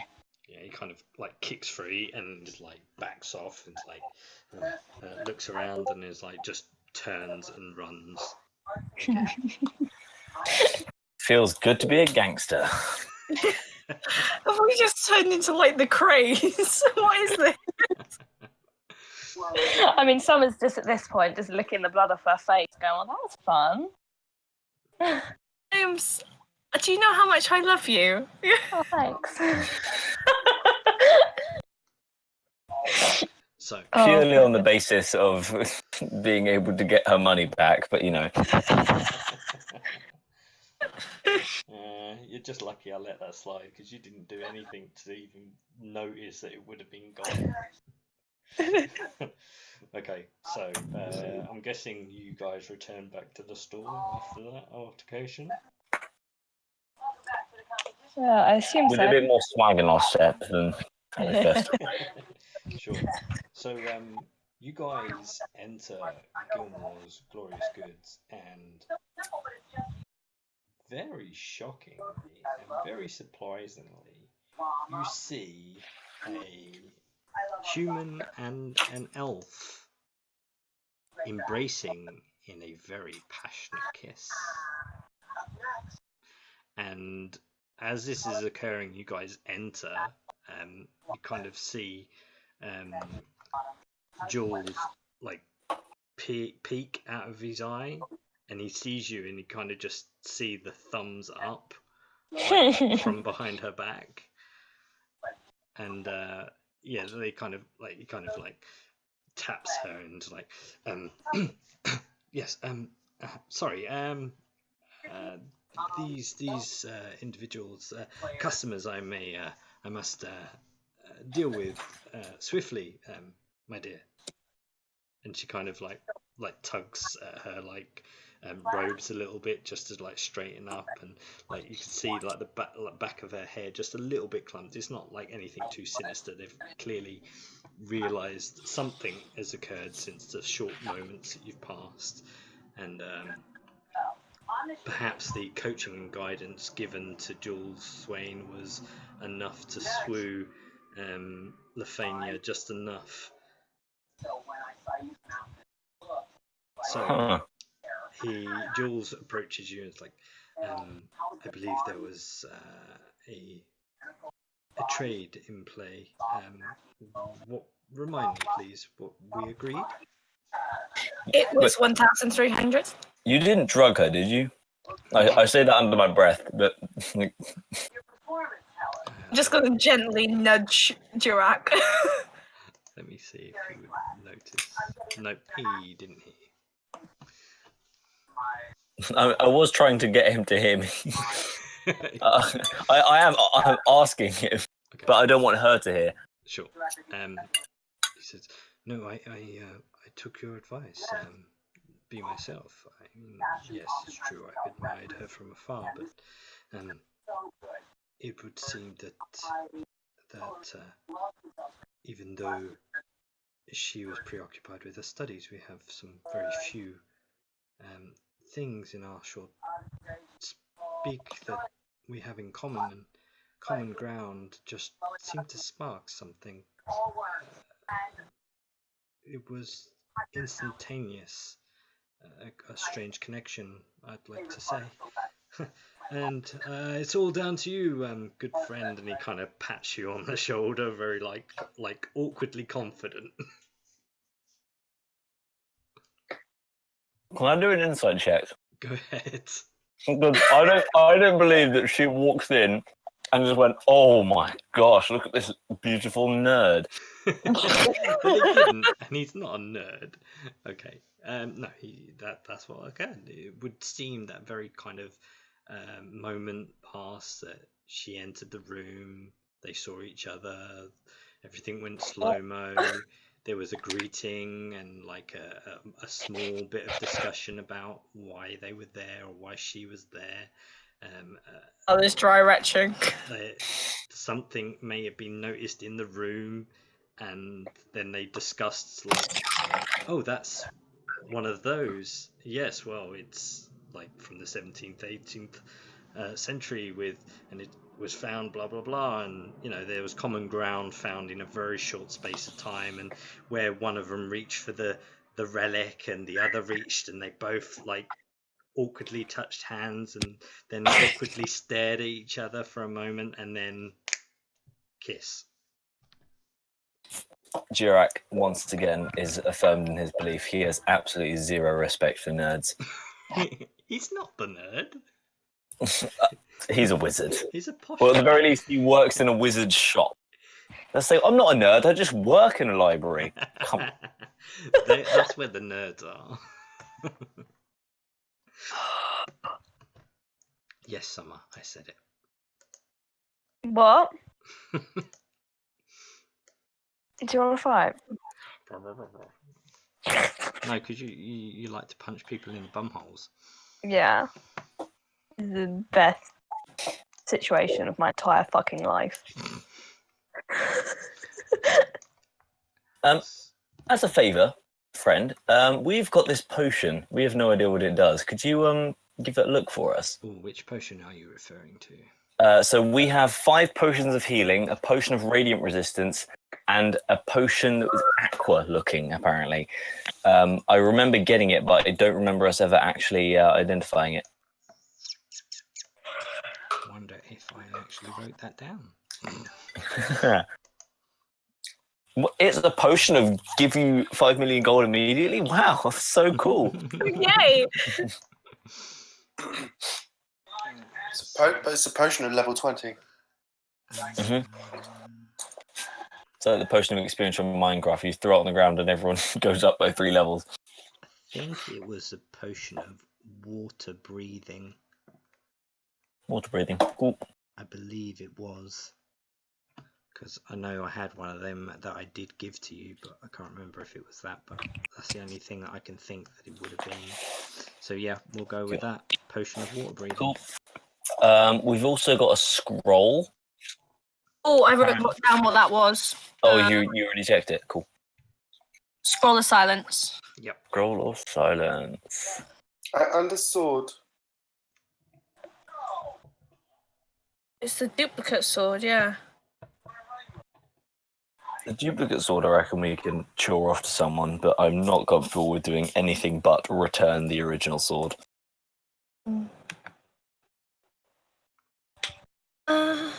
So the necklace you hand over and then receive the 1,300 gold.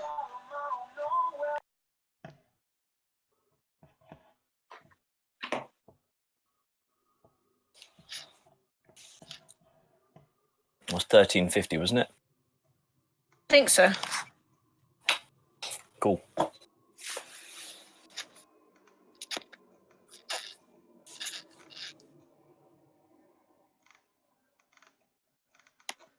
Okay, and he kind of, you can just see the glee that, like, even though like he kind of gets that he may have come across a bit creepy to begin with, that everything kind of worked out for him. But you could see, even though he hands over like the gold for the necklace, you can see that there's like an awkwardness of, he knows Gilmore's probably going to give him a right battering for parting with so much gold for the item. Gilmore understands the Importance of importance of finding someone you love. Yes, exactly. Okay, you are free to do whatever you need to for the rest of the day. This pearl of power that was there. Mm-hmm. How much was it again? 25,000. Yeah, 25,000 gold. And whereabouts is it located? And in a very visible and secure location on a shelf. So it's not like someone could just reach and grab it. Fuck no. There is clearly protection magic all over this fucking place. Right. I mean, you could try. Well, I might be stopping you from trying. Apart from my height, I might be too short to try if it's on a shelf. Yeah, it's quite high up. Most of these items would probably be a good foot and a half taller than your reach, but you'd able just about to see them.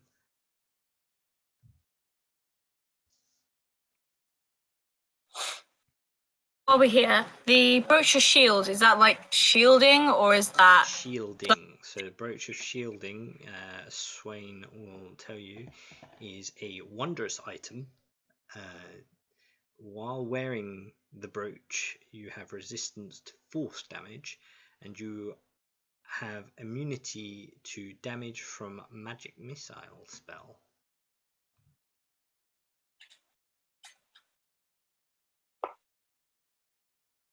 Jules, just to keep you a moment longer. Yes. Thing that would be good for mind shielding at all. Mind shielding. Why ever would you need something like that? Yes. Let's just say that I do. How much would that be if I was looking to buy one? And could you source one? I could probably source one. It's all about time and logistics. You must appreciate something for shielding your mind. You're probably looking easily 1,000 plus. 1,000 gold, thereabouts, depending on how strong the enchantment is. Strong. It would need to be strong. Who is the... Is it protecting an individual or against an individual? Oh, protecting an individual. You must care dearly for an individual if you're wanting to shell out that much gold. But, about them deeply. I know very little about protecting those types of enchantments, but may I ask, why on earth? What are you needing protecting against? I mean, of course, that would be very important in the purchasing of said mind shielding item. Is it? I've read about them, but I don't know how they work. So, that would be useful. Would I have to tell the person that enchants it who I'm protecting against? It depends on the nature. So if someone is trying to penetrate your mind and influence you in many ways, or if you are just attempting to prevent yourself from being chanted by them, or such things of those nature. You understand? Yeah, the former. It would definitely be the former. But or maybe a protection from evil spell that's on like a ring. That would be useful. Blimey, evil. You most certainly are a ragtag of hidden miss mercenaries, it would seem. We've made some powerful enemies, let's say. I believe the preferred term is traveling undertakers. Yes, that's our name.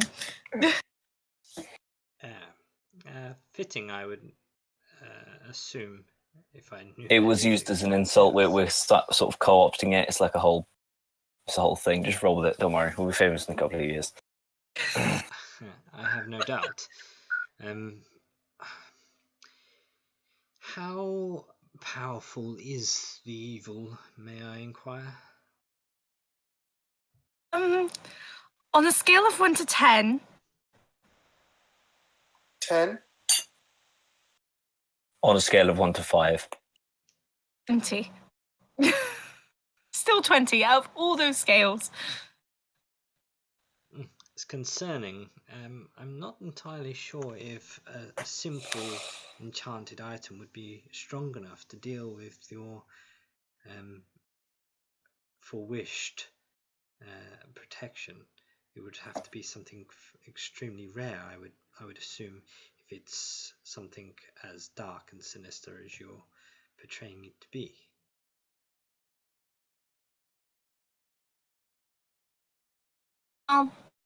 May I ask who are you trying to protect?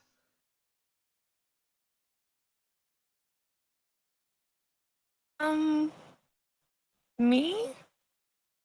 And Don't see a reason to hide it. Kind of see like him like his head kind of like jerks back a bit in confusion. It's like Someone's gonna walk up and be like, "Oh, and me as well." Thumbs up. So you're both Finger guns in background.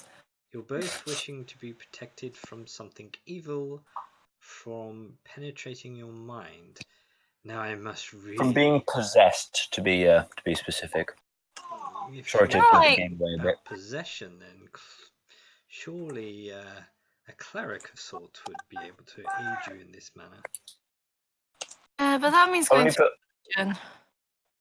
Only for 10 minutes at a time is a problem. And clerics are expensive. We can't have one follow us around all the time. We'd very quickly get tired of them, I feel. Would a curse removal not deal with this issue? No, it would definitely have to be either protection from evil as like a solid thing or a protection item. I mean, yeah. Remove curses is a good bet. Is that one of the spells that costs anything to cast? Like, do we have to pay 300 gold to have someone whack it on us? I typed in remove gold. Yeah. Yep.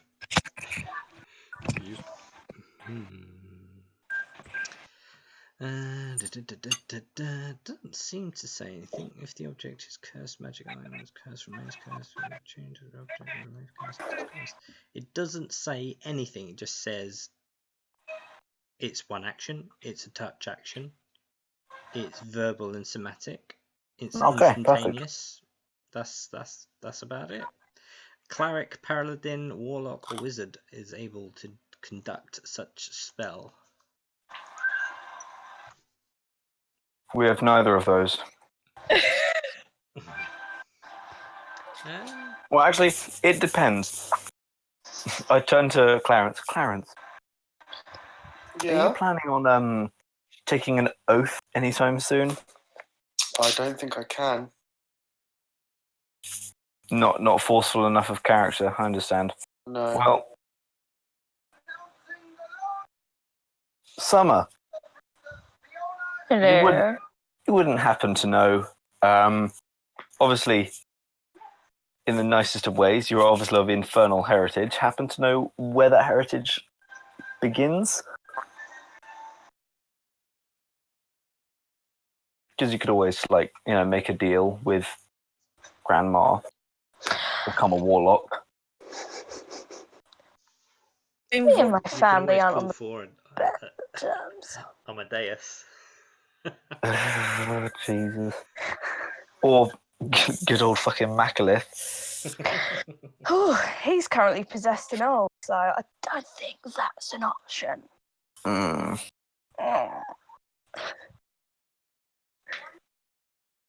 Is he possessed though? I mean, is that not what he's doing?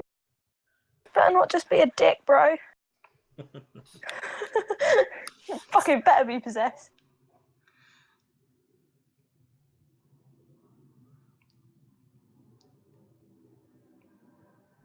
Come on, guys, what are you doing? What's the plan? Well, I've not really got any answers, so I'll just leave it there. I want to ask how much it would cost to make my spear do something cool.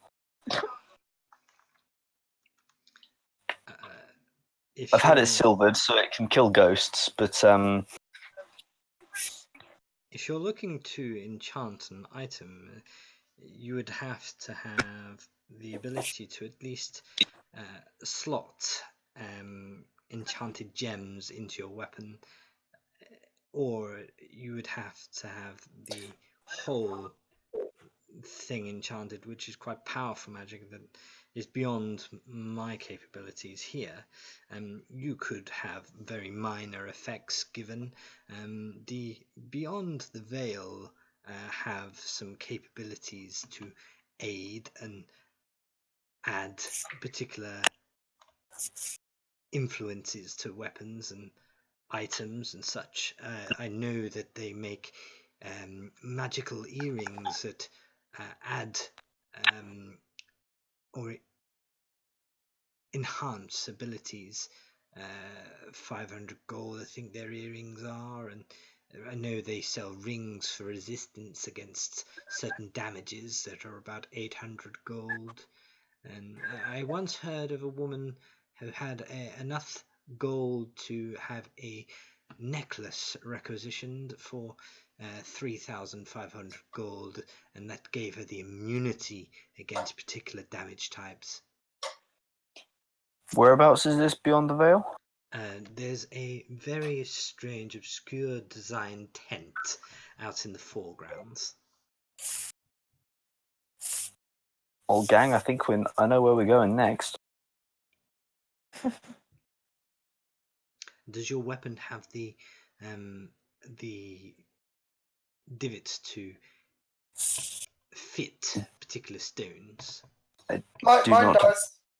His does. Mine does not. My armor does though, and I lift up my arms and show the little divots. It would seem you've come prepared, and good handiwork. It would appear. Mm-hmm.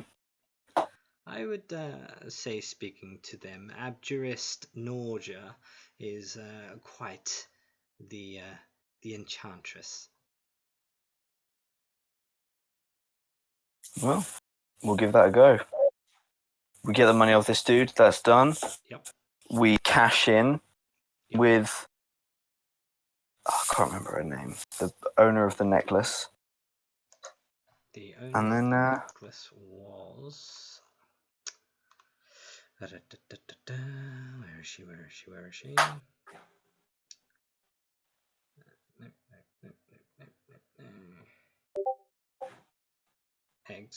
Exulia.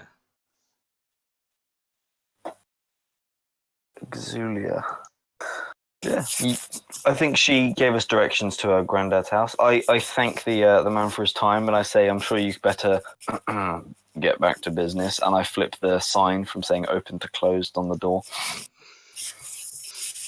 Okay. So as you exit Gilmore's Glorious Goods, you do see a purple-veiled looking tent. It doesn't look particularly big or grand, considering the description of type of business that is said to have been held or conducted within this tent. You would have expected a much larger tent of that caliber. As you head over, you pull back the curtain of the tent and you enter. It seems remarkably larger from the inside than it does the out. Alright, I don't know if now's the best time for us to be doing this, gang. I think we wait till we get the cash first. We go find Julia then. I'm gonna just give the room a quick scan, see if there's anything like a lion-faced shield or something that I absolutely need to buy now. Doesn't seem to be. This seems to be many trinkets and smaller items. It doesn't seem to have much larger items like weapons or armor or anything like that. It doesn't seem to be that kind of establishment. Okay. But there are many large crystallite displays and stones that seem to glow and so on and so forth. And there are hanging beads and necklaces and runes and all sorts within this area. Well, I think I know where we're going immediately after we get our money then, gang.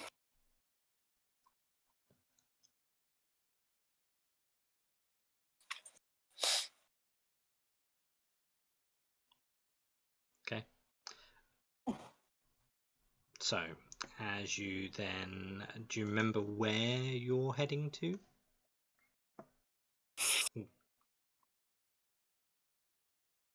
I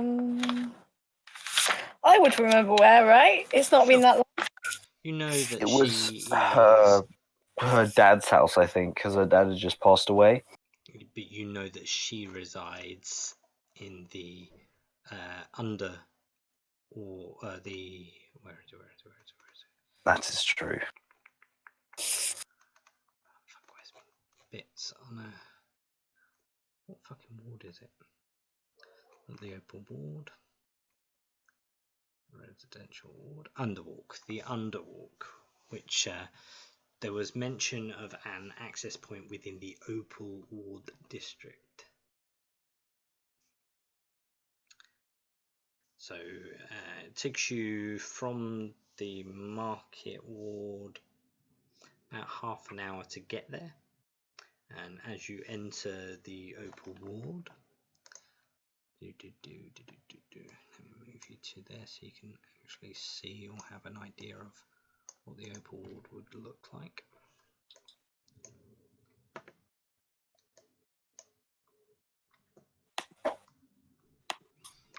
So there are some very poignant things that you witness and see in the Opal Ward. This is like their law and ministry district as such. So there is a courthouse, there are tax offices and other very legal businesses that go on around here that imbibe laws and exchange in money and gold and so on and so forth. You are in front of a very large building. Stands a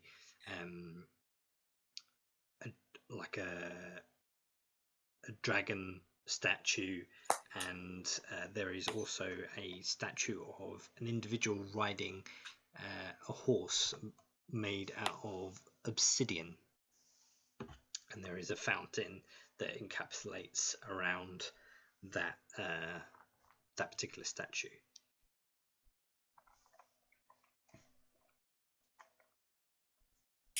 Right. I assume the Underwalk, the entrance is going to be like a sewer grate or something. Indeed, yeah. Yeah. Yeah. So go ahead and roll me an investigation check.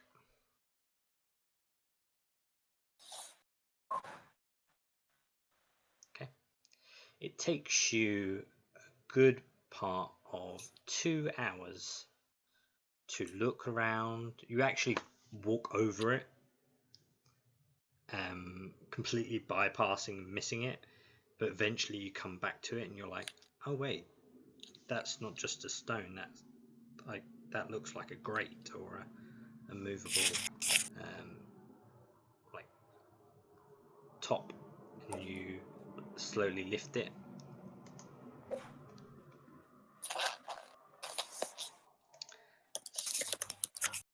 How bad does it smell upon opening the grate? It's not nice. It's warm. It's damp. There is the. I mean, from this distance, it's a little like sewer-ish smelling. But yeah, it's very dull lit. Down there, you can see very minor flickers of like candlelight or torchlight that are in the depths of this lower ground. As you kind of go down, you come to a wall.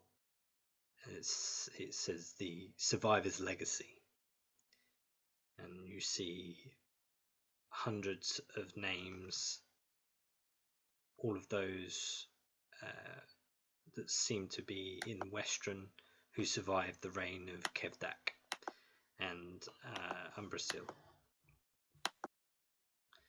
And they're all carved into the wall of this first chamber of the Underwalk. And it's clearly a memorial wall, and it has a plaque. This is placed here on behalf of Percival de Rollo. The room itself. I think I pay my respects while we're there. Sure. The room itself and the corridors are damp, dull lit. There are a few peasants that you come across as you maneuver around who seem to live here or call it home. And there are many intersections that cross each other, but you kind of navigate and follow the proximity of voices you can hear or shuffling of where people seem to live most of all, reside most of all in this dark place. And before long, you do come across a room of such as you cross an intersection is like an archway that opens up into a larger like quarter, and there's like a raised mezzanine like platform, and this is clearly the residential main hub for this underwalk area. And you kind of scour through and look at the individuals that look to be sleeping rough in this horrible place, as far as living quarters are. This is probably by far one of the worst states of living that you've had to bear witness to, and that's even going by living in the wild standard. You do come across Exulia, and she does recognize you, and she is on the ground like crouched and like cuddled against another small female elf, clearly her daughter. And she instantly looks at you all, her face of recognition. She's like, you've come back. Did you manage to sell the necklace? Yes, we did. It's okay, we got money for it. It's fine. Character, how much are we giving her? So we got 1350. Yeah. Right.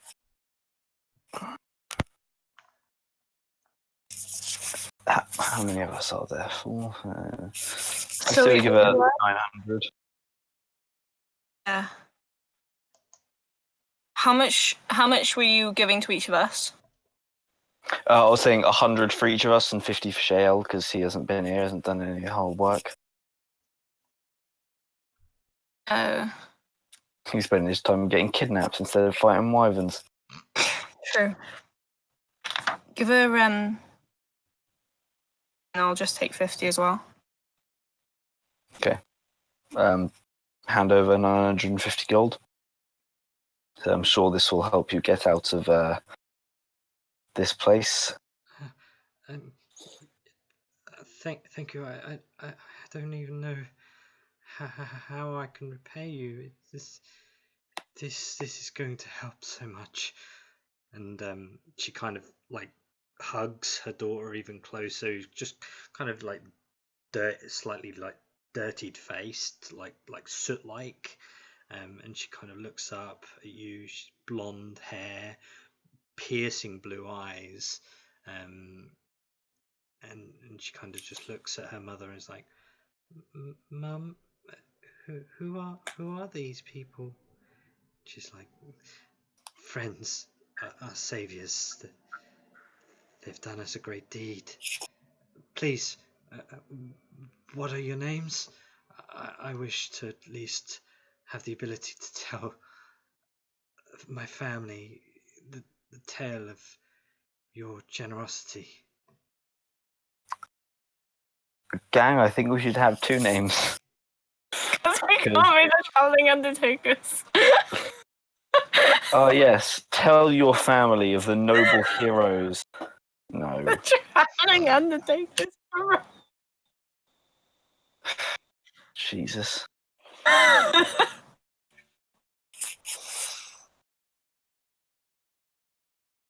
No. What We were our are. other suggestions? We're the band of bastards. No.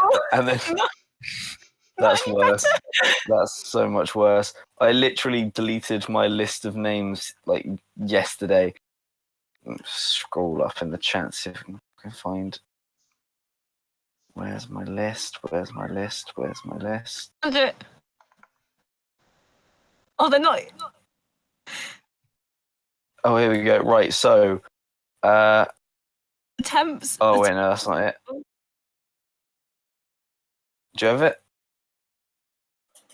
The only two, one, maybe three, 4 that we could use. Okay, we've got 6 twins of Nick. At least we have each other. Feel Bad Incorporated, the Good Guys with the TM next to good.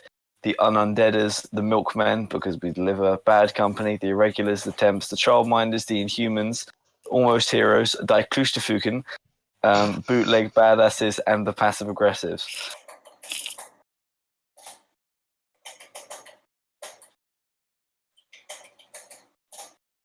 But whatever works from that.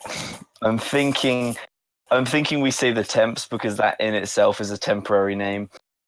Yeah. That or maybe the Good Guys. That's not brandable though, is the thing. How are you gonna tell, oh yeah, who did your job? Oh, the Good Guys. Descriptive. Quite like the fact that you've put at least we have each other and it's just Alwehu on the end. Hello, Hill. Yeah, well, I mean, it's a bit long. Don't know. The Traveling Undertakers is a good name, but it doesn't work well when you're doing something for the good of people. We're the Traveling Undertakers to the dicks that are out there, and the Temps to the good people. Yeah, sure. I'm happy with that. You going with that? Yeah, we'll call ourselves the Traveling Undertakers to people that like we want to jobs that involve murder to a very high degree. Sure. So once you reveal the name of your group to Exilia, she kind of stands up and she like approaches you, Jirak, and it's like, and your name? Jirak Longclaw of Clan Urugstan. And I stand proudly as I say it. Jirak the Brave, and she whips her arms around you and embraces you, and like gives you like a short, gifted, like strong hug. Then she moves on to the next person and hold your hands, Goplana. Your name? Goplana Fairbrook. Goplana. The Generous.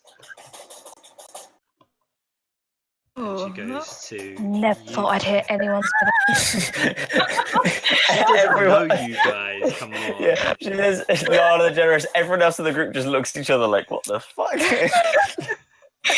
That's not my name. That is it. She goes over to you, Summer.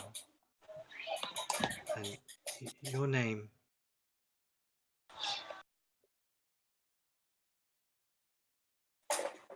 Hello. Your name? Summer Sealash. Summer. The Fierce. Hey. Yeah, that's a cool name. That's a cool name. Yeah.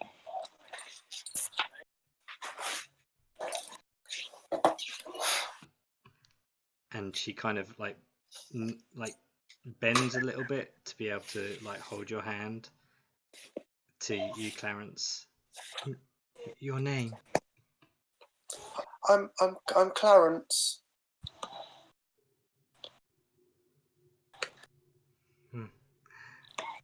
Clarence. The Kind. Oh, Thank you.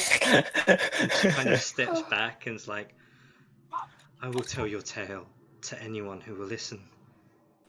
You've done a good deed this day. Thank you. And she turns back to her daughter and like grabs her by the wrist and like starts walking through the crowd of peasants within this vicinity and like tries to get to surface ground. And I think that'll be where we leave it. Lovely.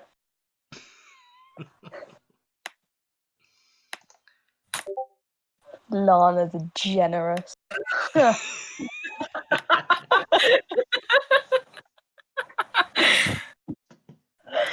Oh god. Oh, she's gonna milk this.